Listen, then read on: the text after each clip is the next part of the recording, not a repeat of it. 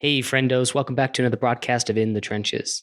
Today, I sit down with David Kadavy, who is the best-selling author of The Heart to Start, Design for Hackers, and the host of Love Your Work. In today's conversation, we talk about his latest book, The Heart to Start. Specifically, we cover why you should start, the upside of trying new things, how to minimize downside and create infinite upside, and why falling in love with ideas and creativity and engaging in your curiosity is so important. So while we cover a lot of great topics, I think my biggest insight from today's conversation is just that when you begin, when you start to do things in this world, when you start to take on creative projects, whether you're an employee or an employer, a side hustler, self-employed, or running an organization, when you start to move outside of the known path, if you move into uncertainty and start to create and start to do things without somebody actually telling you to do them, that invisible doors will open to you, that you'll build up a skill set that makes you more valuable in the world,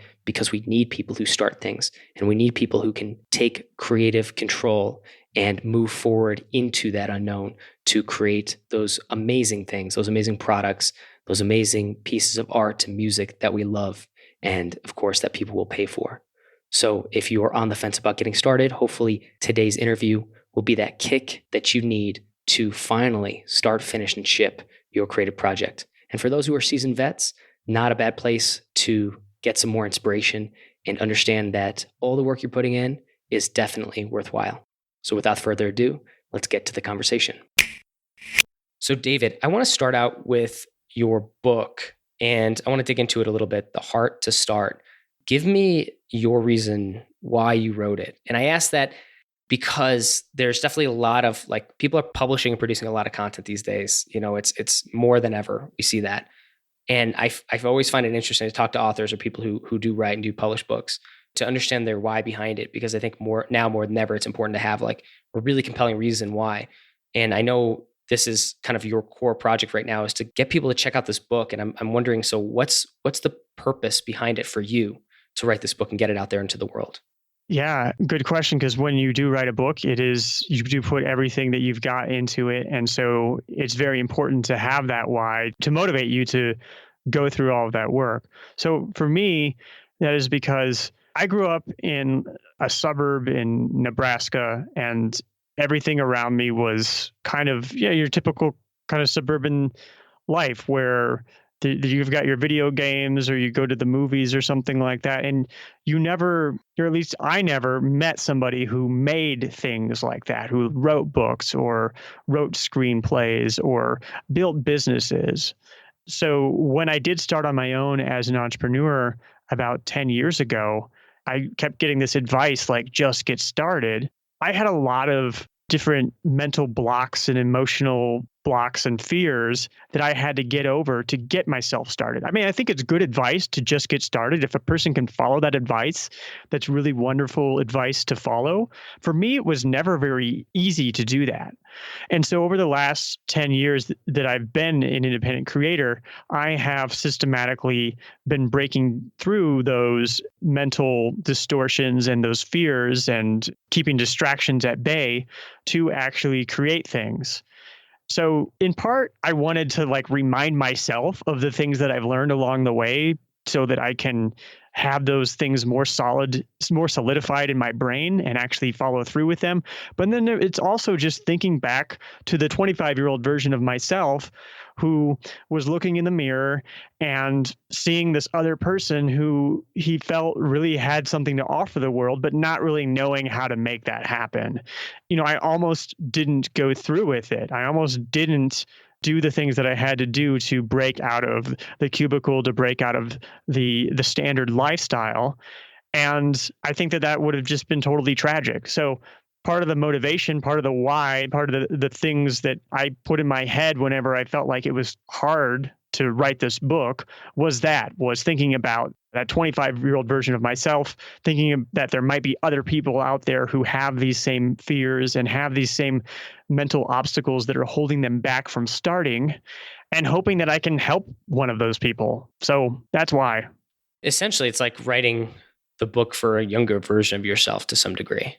Yeah, a younger version of myself, and I don't want to turn off any people who are older who are trying to get started too. And I was actually, I consider that I was a little old to get started at 25. Like I feel like I got a really late start. It's just anybody who has kind of woken up to this idea that, oh, I don't have to live my life by this template where I follow instructions and work hard for 40 years and later I'll retire. In fact, that probably isn't even going to work if I follow that template. I've got to figure out how to do things for myself. So anybody in that situation. Yeah, no, I like that. And I think it's actually something that kind of inspired me to start blogging and writing in the first place. I was like, well, I don't know if I have any real applicable skills here, but at least I could write to a younger version of myself and start there and see what happens. And sure enough, that was like the best way to get started, at least for me. Started to get some traction. It was actually useful for other people and has since expanded into other things. And what I thought was like notable or interesting about what you said was this idea that I feel like I was late, at 25, that I was like getting started late. And I think what's interesting is that realization only happens when you actually start producing and start creating. And then you realize, man, I wish I had started this a long time ago. Because you come away with like realization that you can't appreciate until you've started doing it, which is that this stuff compounds over time. That it's like those little actions that we do every day. And that when we, start, finish, and ship things, that they start kind of interacting with the world. And then all these invisible doors start opening. And I always find that kind of a profound thought, and why that's like the same thing I hear from a lot of different people. It's like, I wish I'd started early. I mean, I feel that same way. Like, I wish I had gotten started doing this stuff like in high school versus waiting until I was in my 20s. Yeah, and doing things in general. I don't know. It's as if like some wizard came down from the sky and said, "Hey, see that wall over there? You can walk right through that wall, but you have to like run right at it." And you've got to believe that if you run at that wall, that you're not going to just like break your nose, that this wizard isn't lying to you or something. Like when you go to create something, it can take on this sort of woolly mammoth shape where it's, oh, it's this big scary thing. And suddenly, when you do start creating, whether even if it's a small thing, all of a sudden it becomes like, oh, wow, I can walk through walls. Like I can actually do this thing. And so sometimes the weight of what stands in front of you before you start is so great and it's so intimidating that you just can't get started. And so that's one of the amazing things that happens when you do start is you get this rush of energy, this feeling of freedom that like, wow, if that's possible, what else is possible? I wonder too, is this something that can be cultivated? Because I think to myself, well, I want to have a family where that idea is cultivated, that, my kids, that they do start, that they do like produce stuff, that they get going early on these things. Because I personally have seen the power of it. And I see that like when you invest your time and energy to something that you deem worthwhile, that if you do that now, even if it's like quote unquote like a failure, you've still come away with more skills and more power than you had before. And so I do want to like cultivate that in my own family. I like to think about how I cultivate that through my blog and my podcast. But I'm curious your approach to that, because obviously you're writing the book, you're publishing it, you're getting in the hands of people. So you believe that you can kind of transfer these ideas. But talk to me about that idea of how we can cultivate that both in our world with the people around us and then in ourselves. Yeah, I strongly believe that it can be cultivated because I believe that my upbringing was the opposite of cultivating it. I mean, not to like point fingers at somebody or something, it was just that the people around me lived the typical middle class American lifestyle where, oh, go get a job. My dad worked the same job for 37 years, had some retirement benefits and all those things. Not everybody even has that option anymore. Like the world doesn't necessarily work that way, but because it did work that way, people were following this templates. They were in the matrix, so to speak, that like, oh, follow these instructions and that's how you do things. And then as far as the world of things that are created, whether it's movies or books, things like that, then that's like, it was strange. Like it was like those weren't made by humans in a way. They're just part of the natural environment. They might as well have been one of the crab apples growing in the backyard. And so realizing suddenly that you can make those things, then you have these different mental distortions that you have to get over. And that's the stuff that I've been trying to figure out over the years. I think there's still a lot of people who they have people in their lives or where they live, the people they surround themselves with that create these barriers. I mean, I was actually just visiting family over Christmas, and I hope they're not listening to this, but I was at a family member's house and there was like this thing on the wall in the kids' playroom and it had these different quotes on it and whatever. And one of them was share everything except bad ideas. And that just like really struck me like, oh, that's horrible Yeah. to be taught that, first of all, to believe that it's possible to have good ideas without first having bad ideas is just wrong. Yes. I don't know, to teach a child that seems really wrong to me. Now, I didn't say anything, but at least when I interact with that child, I'm trying to encourage the behavior of, okay, yeah, maybe some things don't work or whatever, go ahead. But this idea that, and maybe they weren't paying attention to what it said on the board or something, and there's just something they bought and they just put it up. But it just like really bothered me that it said that on there because it reminded me of my own upbringing of not really understanding how things get made. Like almost like there's this belief that Michael Jordan like went to his high school guidance counselor and said, "Yeah, so what sort of job should I get?" And the high school guidance counselor did a test and was like, "Oh, you should be like the best basketball player ever." And it's like, "Okay, cool. Where do I apply for that job?" "Okay, here's an application. You go apply for that job." No, it doesn't work that way. You've got to like start with something you're not very good at it necessarily, and you have to just keep at it every single day and keep growing and keep looking at the way that you're practicing and make yourself better and better and better. And pretty much nobody cares until one day after a number of different wins you become the greatest in the world at a particular thing, whatever your combination of things is. And I guess I look at that and I say there's a couple points that I think are really relevant there is, one is this idea that you brought this up earlier. It was like the idea of like it's important to create things, but that I guess contrasted with the environment you grew up with, your dad working in the same company for 30 plus years. Similar kind of story. I think a lot of people do. And I would say this real quick is that there's absolutely reasonable to do that kind of thing. Like this is the job I'm going to do. I'm going to work. I'm going to keep doing that one foot in from the other. I understand why that happens and why that our society kind of develops along those terms. I agree. Yeah. What I think is interesting is that it's also beyond like this just like motivational, aspirational thing to say, hey, go create. It's not just about like, be an artist, be a musician, whatever it is, in a kind of a fluffy sense, but in a very practical sense that I think people should create, whether it is something like art, music, writing, whatever, or engineering type things or whatever it is, but to actually just go out and start building and creating things and then sharing it with the world, like interacting with the world. I think what's so interesting about that is it actually is paramount now more than ever, because if you just look at it from, if I want to move up the hierarchy or the ladder of any kind of corporation or in any kind of industry, I'm going to be able to skip ahead of the line if I'm the kind of person who's already producing and doing stuff on my own accord and actually taking initiative. And I think people see that now more than ever because we have so many robots to replace all the people who can't do that, right? So the people who aren't able to take initiative and create something and then ship it, it's like those people aren't that useful anymore to some degree. And so it's like paramount that even if you want to, I think, be successful in like classical terms, like be able to provide for your family, those kind of things, which are absolutely noble for sure. It's still, I think, important and relevant and necessary more than ever to still be creating something, even if it's on the side, even if it's not your full-time gig. I don't know. What are your thoughts on that?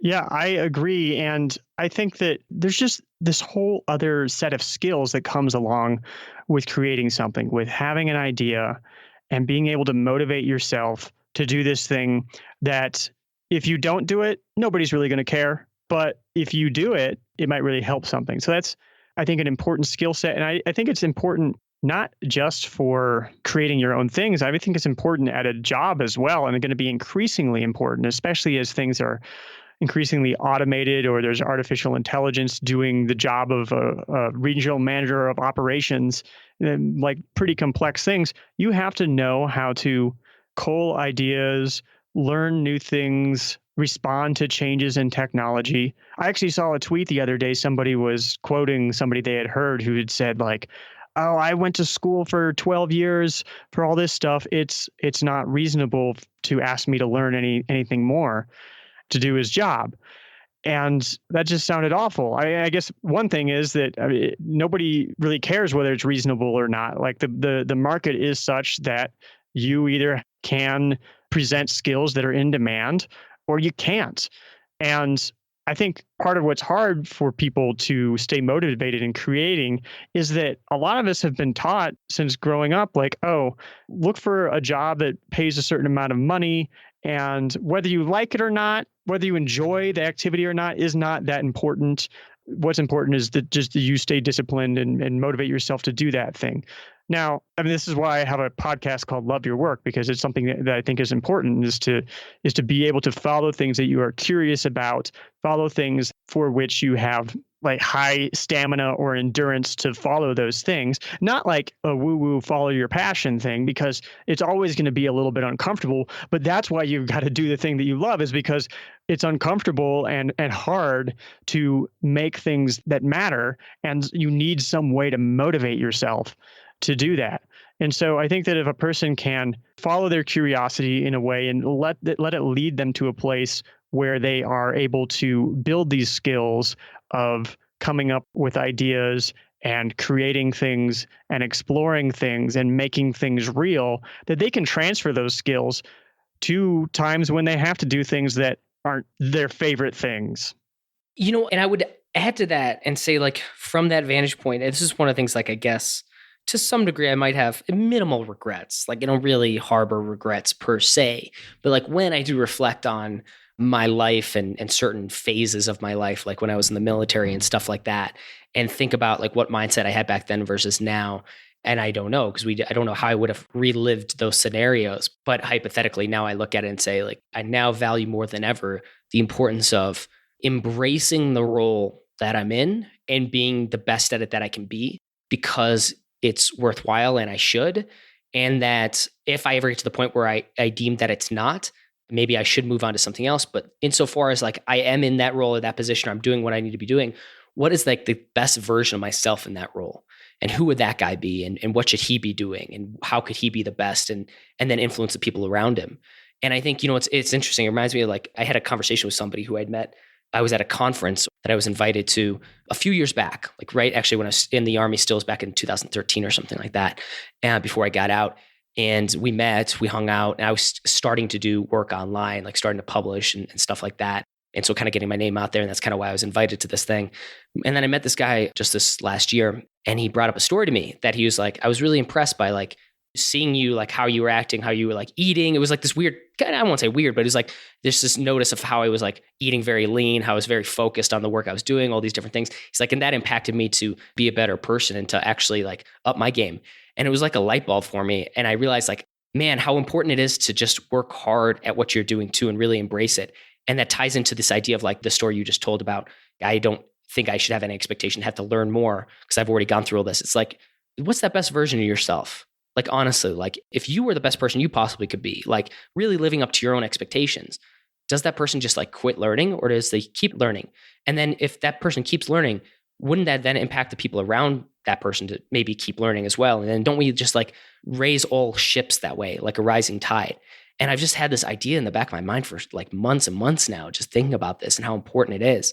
And so I guess it comes back to that. It's like when we talk about cultivating that type of environment where somebody can grow up, it's like, yeah, no ideas are bad ideas. Like you have to start with a bad idea by its nature. And I think you have to be addicted to learning to some degree, or at least embrace the idea that it's always going. Like there's always something new you're going to have to tackle. And so get comfortable with it. Like get comfortable with that, the uncertainty and the maybe the terror of creating, because like it's going to make you a better person. It's going to open up all these opportunities for you. What are your thoughts on that? Yeah, I think that what you said about, if you decide that something isn't important, then maybe you aren't going to pursue that thing anymore. Like have some commitment. You decide that you're going to do something, or you decide that you're not going to do something. And I think that, I mean, it's easier said than done when you don't have that wired in you, and you haven't had, the practice and training. You haven't been in the military. You haven't had some guy yelling at you to get you to fold your socks correctly. But I think that like the good way to get there, or the way that I get there, is through curiosity, is to find that thing. And I think that so many of us lose touch with it. And I know that when I first opened up my eyes 10 years ago on my first day of self-employment, and I had just vast hours and days and years stretched out in front of me, and I could do whatever I wanted with that that was very frightening. So one of the things I decided was that I was going to try to find curiosity again. I was going to try to reconnect with that feeling that I had when I was in my room and I would be drawing or conducting science experiments or something, and I would just lose track of time. Like, when was the last time you did something where you seriously lost track of time and 5 hours went by and you didn't feel tired and you were just into this thing and you could totally do it? Now, you can't necessarily do that all day from the beginning, but if you can make a habit of feeling that feeling, of pursuing those things, then goals start to pop up around those things. And then it's a lot easier to find that motivation. It's a lot easier to find that little spot in your mind where things are a little tough and you kind of want to quit, but you're able to envision this thing that you want in your brain, and it gives you that dopamine hit. It gives you that little bit of motivation to keep you going because it's a thing that you're curious about, because it's a thing that you're passionate about. You end up building that skill, just like you might do pull-ups. You end up building that skill of being able to motivate yourself so that now you can motivate yourself to like wash the dishes or do some other thing that you don't necessarily, or do your accounting for your business that you have to do in order to do the thing that you're passionate about. To be able to motivate yourself to do those things that you aren't necessarily like, on fire to do. It's interesting how it is to some degree self-reinforcing as well, right? Like, let's say, and I know this is an idealistic view, if you can move toward the thing that you're interested in and start working at it, you're interested, there's some reason you're interested in, something captivates you. We have no idea what that is or how that even works, but something there is pulling you toward it.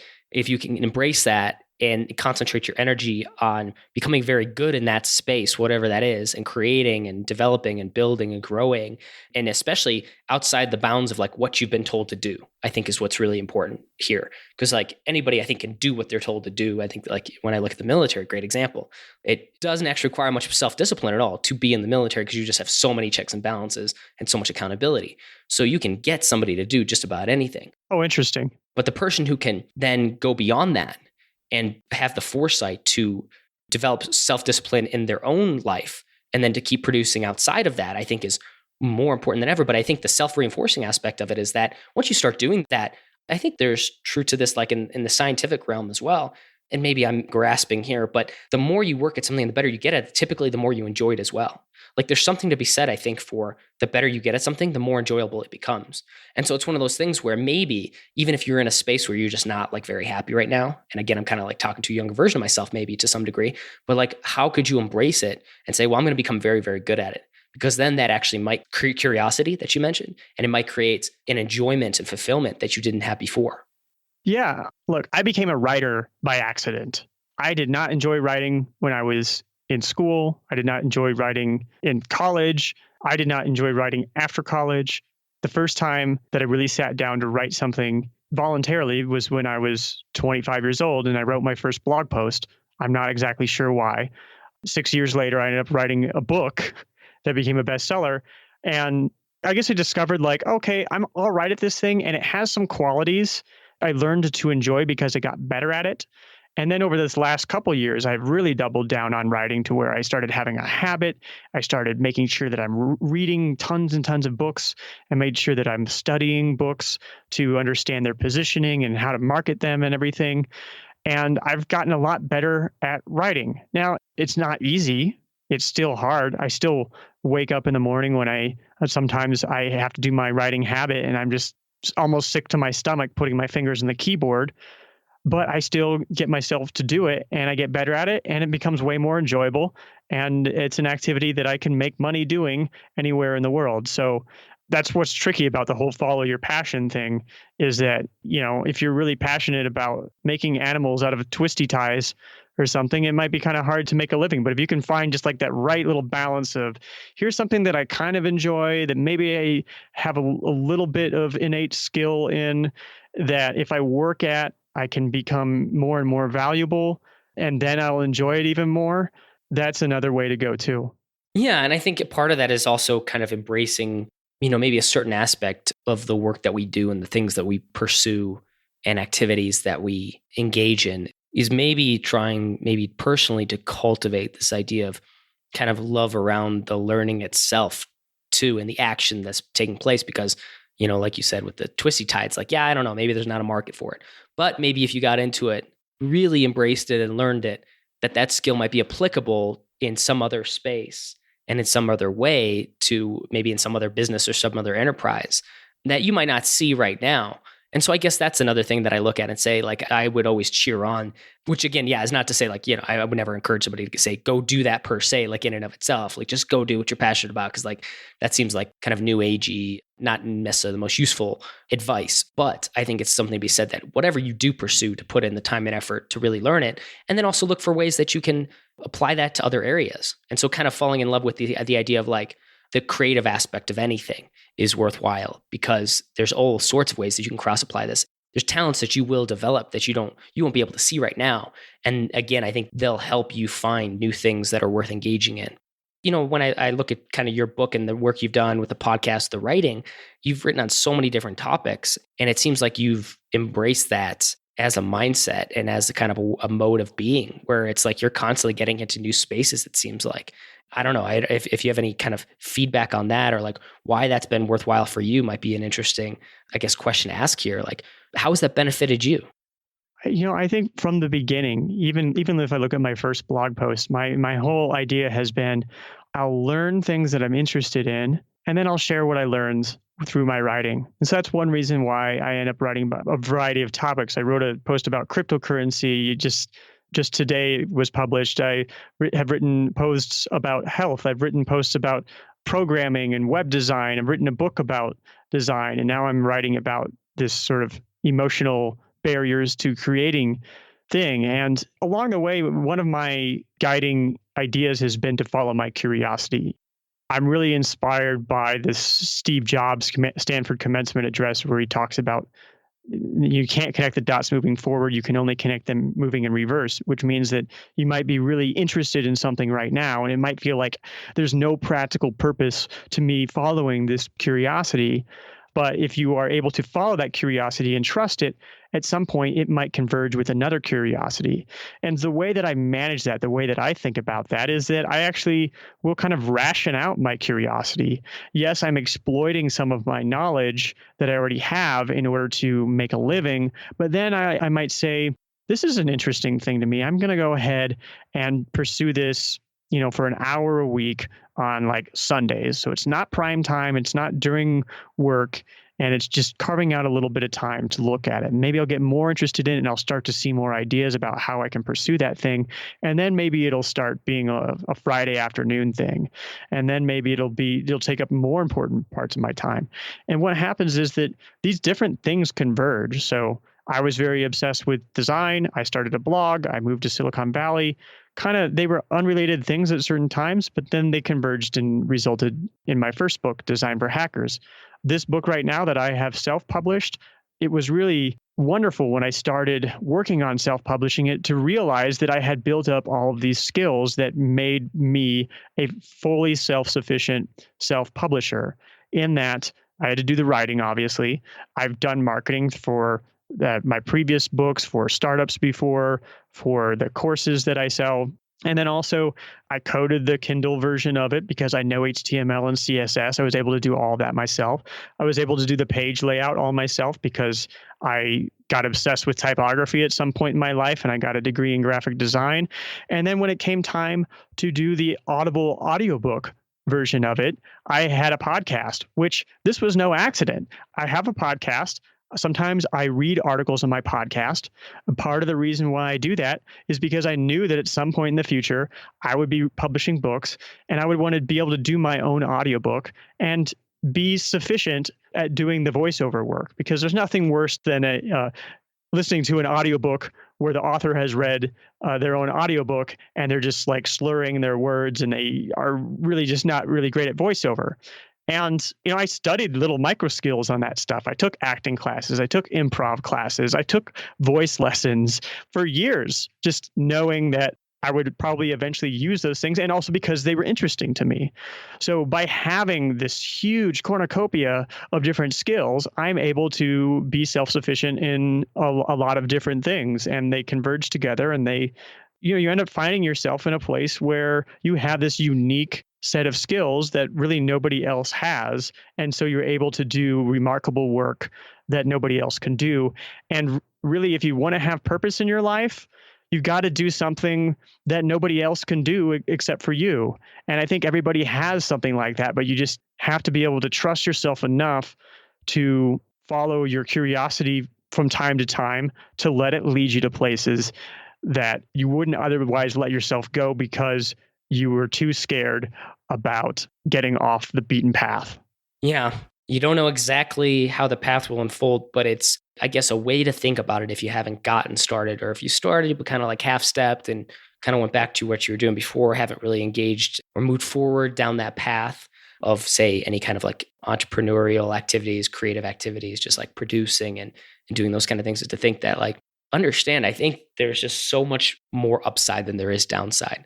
Like downside is very limited in terms, like, I guess depends what you're doing, but like, let's just say like, whether it's writing a book or writing a blog or starting a podcast, downside's limited. Upside is, I would actually say, infinite, because you don't know the connections you'll make. You don't know the skills you'll learn. You don't know what doors those will open. And so if you're concerned, just know, rationally speaking, it actually behooves you in terms of like, if you were just gambling, like percentage chance that you'll have upside in this is higher than downside. Downside is pretty negligible, and it's so easy to get started. And we have the means of production right in front of our fingertips. And if you're listening to this podcast, you absolutely do, which is kind of cool to think about. And so it's like worth just going for and just trying it out. You can really manage downside as well. I think that whatever it is that we want to create, we tend to imagine like something way bigger than what we're currently capable of. But if we start small, like for example, this latest book that I wrote, I started with a writing habit, writing on Medium every day. Nobody was reading it. Nobody was highlighting it. Nobody was clapping for my Medium posts. And then all of a sudden I hit this inflection point where I got pretty good at it. And then my posts started to get popular. And then I started writing a chapter a day to an email list of people that I had built up for this book. And then people were donating money for it. And then people were paying for access to the email drip campaign for it. So like I already had kind of validation there. I had that there to motivate me and to propel me along. Every step of the way, there was always a thing where, okay, I'm doing this right now. And my plan here is to get enough motivation from what happens here to motivate me to go to the next step. And if things are just not working, then you just don't go to the next step and you stay where you are and you try to work on bits and pieces to see if you can make things go forward again, or you try something else and then some skills transfer. But you got to get yourself in a situation where you have some kind of a feedback loop going on, because that's the thing that can motivate you and make you feel okay with the idea of downside risk. Because downside risk is, I mean, it doesn't cost much to do this stuff, but the downside risk is your time. And you can manage that just by having these little tests where you can get a little bit of feedback right away. Yep, I love that. Well, David, we're past the time I said originally I was going to spend with you, so I want to be respectful of your time. But I think this is a great conversation and also a great starting point for people to learn more about you. So where can people find you? Where can they pick up the book? And where can they connect with you? They're listening to a podcast right now. So if they're interested in listening to other podcasts, I have a podcast called Love Your Work. I've had Seth Godin, Jeff Goins, James Altucher, just to name a few people on that podcast. And is also where I share a lot of the writing that I'm working on. The new book is called The Heart to Start. It will help you find the motivation and the courage to bring your work into the world. And I'm also really active on Twitter at @Kadavy. I love it. Well, David, thank you so much for being on In the Trenches. Thank you so much for having me on. I've really enjoyed this conversation.